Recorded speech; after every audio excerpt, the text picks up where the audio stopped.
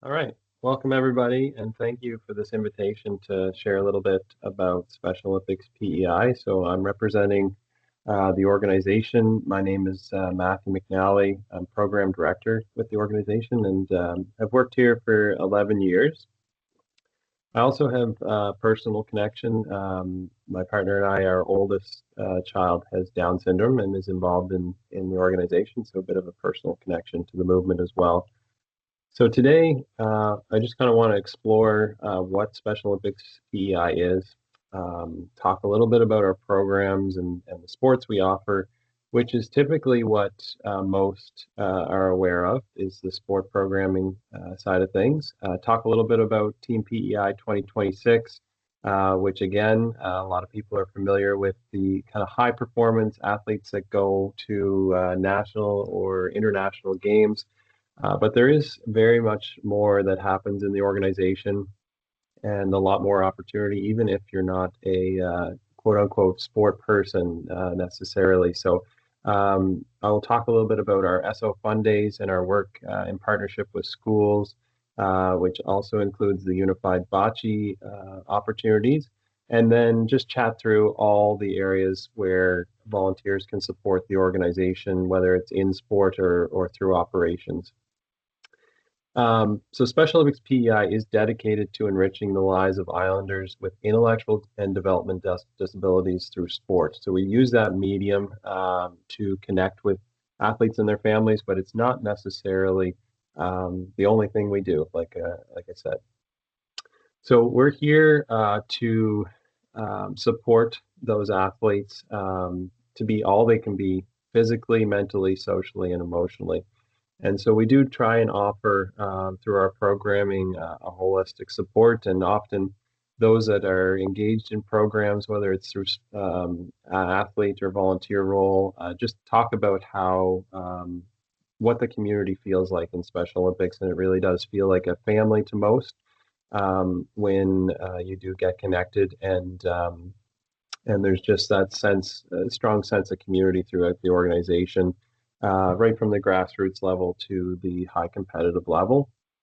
And so our goal is to provide those opportunities to Islanders with intellectual disability. We do often get confused a little bit with parasport and the Paralympics.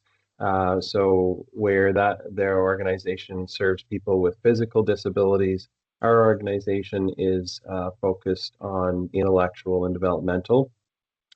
Now, there are some members in both organizations that have dual diagnosis and therefore are competing in different spaces, but essentially all of our clients, our members, have intellectual and developmental disabilities.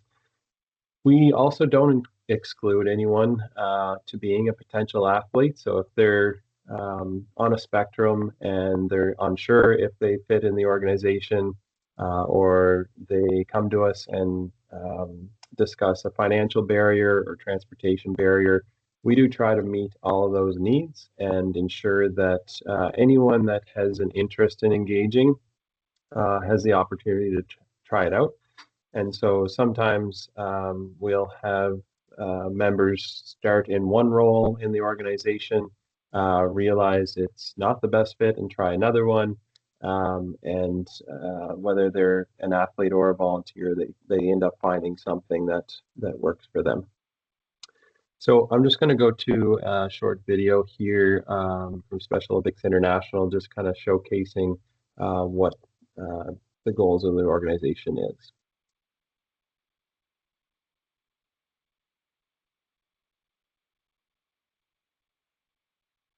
During the Black Friday event at Centennial Nissan, lease the 2025 Nissan Kicks S from the equivalent of just $65 per week.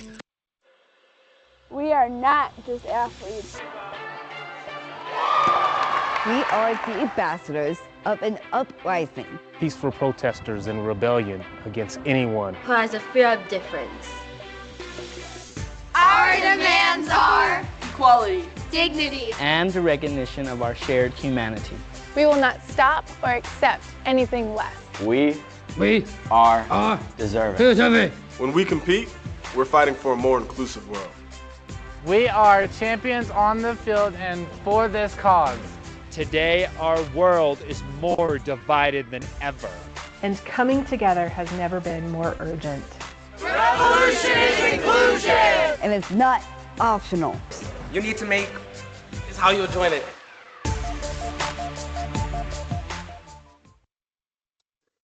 So we really promote the organization as something for anyone. Like I said, we'll find a way to plug you into anything that is happening in the organization. The organization serves individuals that are 2 years old all the way to our oldest athlete currently is about 69, I believe. And then volunteer-wise, junior volunteers can start as early as 14 years of age. Even before, if they have like a sibling involved, perhaps they're around programming, but kind of to be a trained program volunteer at 14, and then responsibilities for travel and running a program at the age of 18.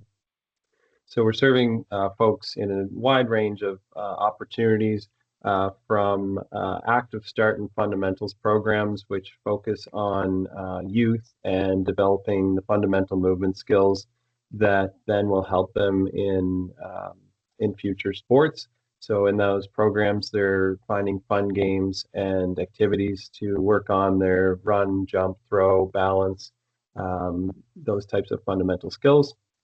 And then if we continue along the top row of images here, kind of folks from that early entry stage move into community sports programs, which are a non-competitive environment where athletes can come out on a weekly basis to participate in a sport or activity that they love with their peers and just have some fun.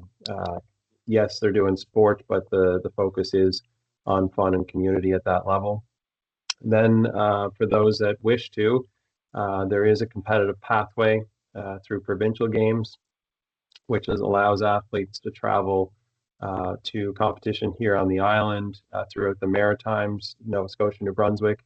We often partner to offer sport programming throughout the region so that athletes have at least one competitive opportunity per sports season to attend in their sport of their choice. And so we do see about, I'd say, 10% of our athletes that are interested in provincial games, which may be surprising to some, when most of the press and media focuses on that level. 90% of our membership is actually at the community and youth level.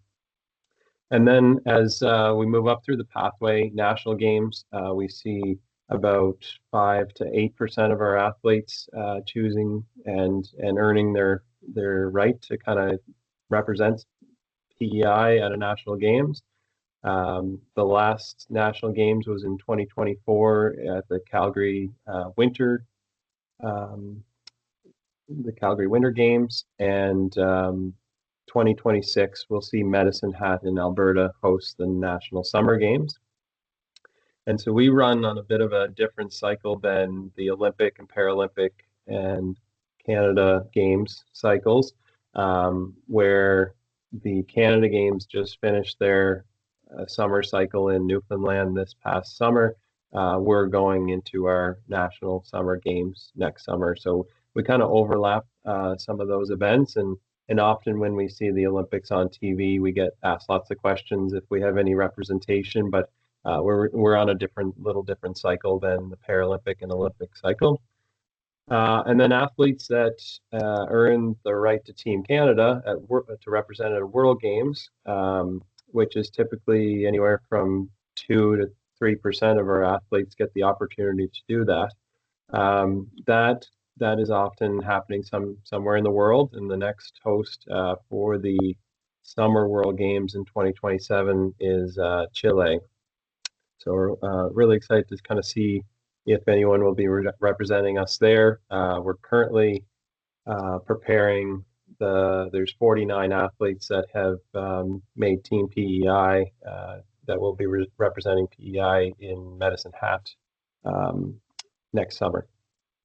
So aside from the sport pieces, on the bottom section there, we have numerous coach development opportunities and courses, workshops, seminars that we offer. Healthy Athletes program, which offers free health screenings in partnership with health professionals across the island to ensure athletes' health needs are addressed and identified. And if something is flagged, they are connected with a health professional in our community to get that addressed. And some of our health screenings also provide free equipment. So, for instance, their eye exams, we provide free glasses to the athlete that requires it. For screenings like Fit Feet, the podiatry screenings, we'll provide free insoles or socks or discounts on proper running shoes, that sort of thing. Another stream of our programming is called Athlete Leadership, and this is where we empower athletes in our movement through skill development. And so some of our athletes are in public speaking roles or on committees and councils or promoting health promotion topics through a Health Messenger program. And so they attend a workshop, they get paired with a mentor, and they go to work. They for a 2-year term, they are an advocate in the organization and are empowered to take on numerous different activities. And so that's another area. And then Unified Sports, this is in partnership with our island schools. It was just named, it's the newest school sport as of June this year. It was named an official sport, and our championships are each December, so that's coming up, where island high schools compete for the Unified Cup, which is bocce is played with a team of 4, and so 2 athletes from Special Olympics and 2 athletes from the leadership class at the school combined together for a fully inclusive team that competes in these competitions. So last year we had, I think it was like 17 or 18 teams sorry, 7 or 8 schools with multiple teams is what I should say for that championship. So our organization, we serve 831 athletes, and this is combined among our community, competitive, and school programs, and they are supported by 418 volunteers. 70 of those volunteers are sport programming, and the other large amount is 340 is of volunteers in operational or other support roles. We offer 11 summer sports that you can see listed here. So these are all official sports. We can offer other activities. These are the ones that are officially recognized with a competitive pathway through to our national games. But there are some activities like flag football, some non-sport specific activities like gymnastics that happen, but are not necessarily in a competitive pathway. Then our winter sports, there are 9 of them currently, and they happen all throughout the island. A lot of these sports programs are focused in central PEI, given just our population and facilities. Charlottetown offers pretty well all of these sports, whereas when we get into our rural communities, they may only be offering a handful. I mentioned Team PEI next summer, so I won't go into this too much more, but just wanted to note that as volunteers put in many years and hours into community programs, there is opportunities to kind of move and travel with the organization in volunteer roles that support athletes traveling to competition. So if that's something that you're interested in, traveling with team, coaching a team, those could involve technical roles and as well as volunteer support roles. One of our other school programs is our SO Fun Days, and this is where we host an inclusive health sport fair that introduces Special Olympics to athletes. And so they get an opportunity to try out 6 to 8 different sports during their school day. Their school attends it. Leadership class is partnered to run the stations and go through with potential athletes. And it's an opportunity for them to try a number of fun activities in their comfortable environment.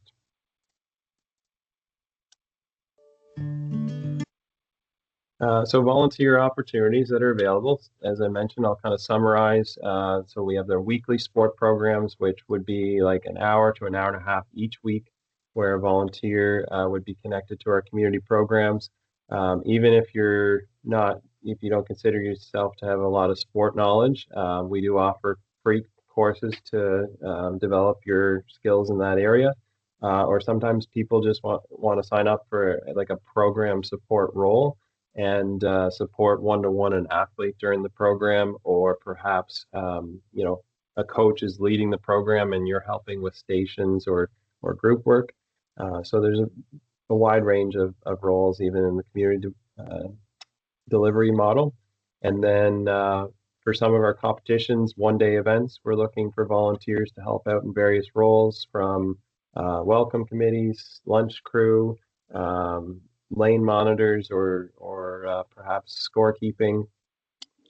Many different roles that make it possible for athletes to have these opportunities. And then through our health and athlete leadership and fundraising events, there are also numerous diverse roles. We see a lot of volunteers come to us with a passion to give back and to have that community impact. Some looking for personal growth, but once they kind of get engaged, they have told us that they have a strong sense of that they've actually learned and built skills that they didn't expect, that it has helped them on their resume, or perhaps through the community service bursary program. Not only we're aware of many of the physical aspects of sport and being involved as an athlete, but as a volunteer as well. At our community programs, it can also support your physical health journey, psychological health journey. Being involved in an organization such as this, we've seen volunteers talk a little bit about the impact to their mental health and how it's really supported their journey. The social component, that building of community and teamwork, just being involved and included and appreciated, and in that environment where athletes are so grateful for the time that volunteers are putting in. And then for some, it's building leadership skills, goal setting skills, and being a role model in our community.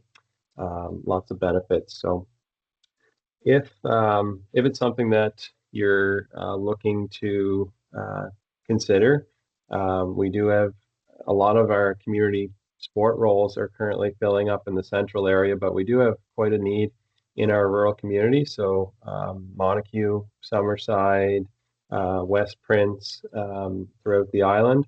But there are opportunities to kind of put your name on a list too, to be contacted for one-time events, if you're not able to commit to a weekly piece.